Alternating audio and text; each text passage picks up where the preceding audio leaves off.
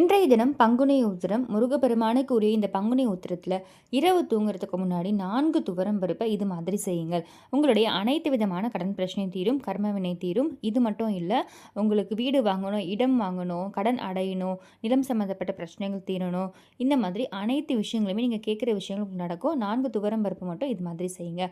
So அது என்னென்னு டீட்டெயிலாக பதிவில் பார்க்கலாம். அதுக்கு முன்னாடி இது வரைக்கும் பிரணவ் செமினரி சப்ஸ்கிரைப் பண்ணதை ஃபர்ஸ்ட் டைம் பார்க்குறீங்க அப்படின்னா மறக்காமல் சேனலை சப்ஸ்கிரைப் பண்ணிக்கோங்க. பக்கத்தில் இருக்க பெல் ஐக்கனை கிளிக் பண்ணிக்கோங்க. ஸோ நம்ம போகிற ஆன்மீக தகவல்களை மிஸ் பண்ணாமல் பார்க்க நோட்டிஃபிகேஷன்ஸ் வரும். இந்த வழிபாடை நீங்கள் அனைத்து மதத்தினருமே செய்யலாம். 4 துவரம் பருப்பு மட்டும் போதும். பொதுவாகவே நம்முடைய கர்ம வினை, கடன் இது எல்லாத்துக்குமே காரணம் பார்த்திங்கன்னா செவ்வாய் பகவான் அப்படின்னு சொல்லுவாங்க. செவ்வாய் காரகனால தான் இந்த கடன் பிரச்சனையில் கர்ம வினை இது எல்லாமே நமக்கு வந்து மாட்டிக்கிட்டு இருக்கோம். ஸோ கஷ்டப்பட்டோம் அப்படின்னா அதுக்கு செவ்வாய் பகவான் தான் காரணம், செவ்வாய் காரகன் தான் அப்படின்னு சொல்லுவாங்க. அவருக்கு அதிபதி பார்த்திங்கன்னா முருகப்பெருமான். ஸோ அவருக்கு உரிய ஒரு முக்கியமான ஒரு நாள் இந்த பங்குனி உத்திரம். பொதுவாக இந்த ஒவ்வொரு மாதமே உத்திர நட்சத்திரத்தை நீங்கள் நோட் பண்ணி வச்சுக்கோங்க. அதில் நீங்கள் முருகப்பெருமான வழிபாடு செய்யும் பொழுது கண்டிப்பாக வாழ்க்கையில் மேன்மேலும் வளர்ச்சி அடைவீங்க. ஸோ இதில் குறிப்பாக பங்குனி உத்திரம் அப்படின்றது ரொம்ப ரொம்ப விசேஷமான ஒரு நாள். இந்த நாளில் நீங்கள் வழிபாடு செய்ய முடிஞ்சிருந்தாலும் சரி, இன்கேஸ் செய்ய முடியலனாலும் சரி, இரவு தூங்குறதுக்கு முன்னாடி இந்த ஒரு விஷயத்தை மட்டும் செய்யுங்க.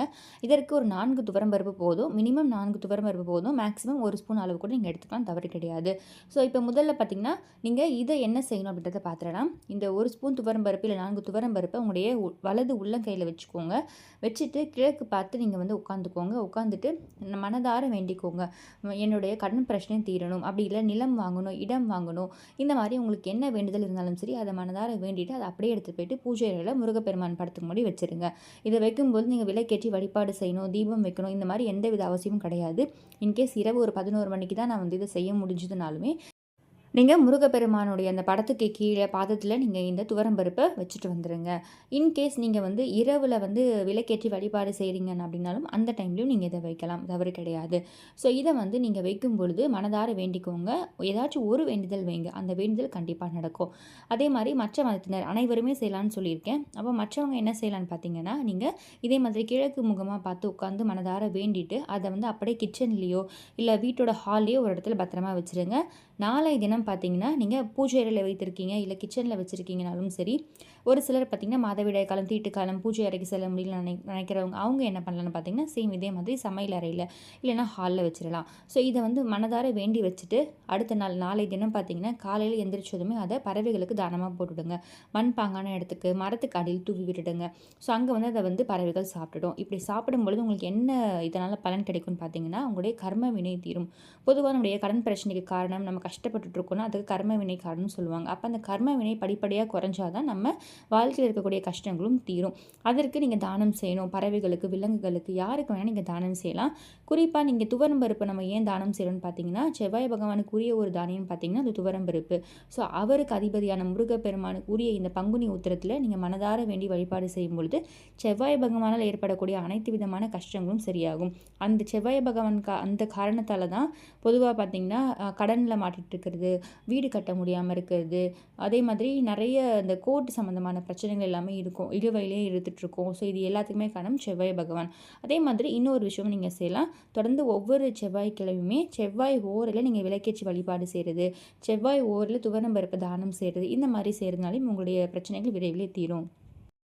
இதை வந்து நீங்கள் ஒவ்வொரு வாரமும் செய்யலாம். அதே மாதிரி குறிப்பாக மாதம் மாதம் உத்திர நட்சத்திரம் வருது பார்த்திங்களா, அந்த நாளில் செய்யலாம். இதில் குறிப்பாக இன்று இரவு செய்யும்பொழுது உங்களுக்கு இன்னும் 10 மடங்கு பலன் விரைவிலேயே உங்களுக்கு கிடைக்க ஆரம்பிக்கும். அதனால் இந்த நாளை தவற விடாதீங்க. பொதுவாகவே ஒவ்வொரு நாளுமே நீங்கள் ஏதாச்சும் ஒரு உயிர்களுக்கு தானம் வச்சுருக்கீங்களா, சாப்பாடு வந்து உணவு அளிச்சிருக்கீங்களா அப்படின்றத பார்த்துக்கோங்க. ஒரு ஸ்பூன் அரிசியாக இருக்கலாம், இல்லை பிஸ்கெட்ஸாக இருக்கலாம், ஏதாச்சும் ஒன்று வந்து நீங்கள் உங்கள் கையால் இன்றைய தினம் நம்ம வந்து சாப்பாடு கொடுத்துருக்கோம் உயிரினங்களுக்கு அப்படின்றத பார்த்துக்கோங்க. இதை நீங்கள் தொடர்ந்து செய்துட்டே பாருங்களேன். ஒரு ஒரு ஒரு குறிப்பிட்ட நாட்களுக்குள்ளேயே உங்களுக்கு நல்ல மாற்றம் தெரிய ஆரம்பிக்கும். ஒரு நல்ல ரிசல்ட்ஸும் உங்களுக்கு கொடுக்கும். நமக்கு தெரிஞ்சோ தெரியாமலோ நம்ம வந்து ஏதாச்சும் ஒரு பிரச்சனையில் மாற்றோனாலுமே அது தானாகவே விலகிடும். உங்களுடைய கஷ்டங்கள், பிரச்சனைகள் எல்லாமே விரைவிலேயே படிப்படியாக குறைய ஆரம்பிக்கும். ஸோ அதே மாதிரி எறும்புகளுக்கு நான் ஆல்ரெடி உங்களுக்கு நிறைய பதிவில் சொல்லியிருப்பேன். கொஞ்சமாக வெல்லமோ சர்க்கரையோ ஏதாச்சும் ஒன்று வைங்க, தினமும் வைங்கன்னு சொல்லுவேன்.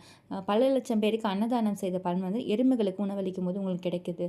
ஸோ இந்த மாதிரி உங்களால் முடிஞ்ச ஏதாச்சும் ஒரு உணவுப் பொருட்களை நீங்கள் வந்து ஏதாச்சும் ஒரு உயிரினங்களுக்கு தினமும் உங்கள் கையால் கொடுக்குறீங்களா அப்படின்னு நோட் பண்ணி வச்சுக்கோங்க.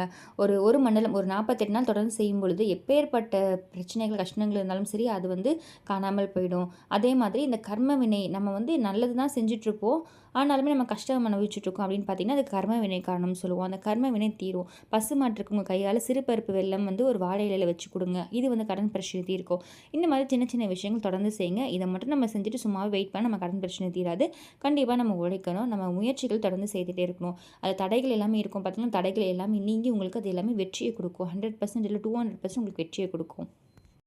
ஸோ இந்த பதிவு கண்டிப்பாக உங்களுக்கு யூஸ்ஃபுல்லாக இருக்கும்னு நினைக்கிறேன். இந்த பதிவு பிடிச்சிருக்கு, இந்த பதிவில் ஏதாவது சந்தேகம் இருக்குன்னா கண்டிப்பாக கமெண்ட் பாக்ஸில் கமெண்ட் பண்ணுங்கள். இந்த பதிவு பிடிச்சிருக்கு அப்படின்னா மறக்காமல் பிரணவ் சமையலே சப்ஸ்கிரைப் பண்ணிக்கோங்க. பக்கத்தில் இருக்க பெல் ஐக்கானை கிளிக் பண்ணிக்கோங்க. ஸோ தட் நம்ம போகிற ஆன்மீக தகவல்களை மிஸ் பண்ணாமல் பார்க்கல நோட்டிஃபிகேஷன்ஸ் வரும். மீண்டும் இன்னொரு நல்ல பதிவில் உங்களை சந்திக்கிறேன். நன்றி.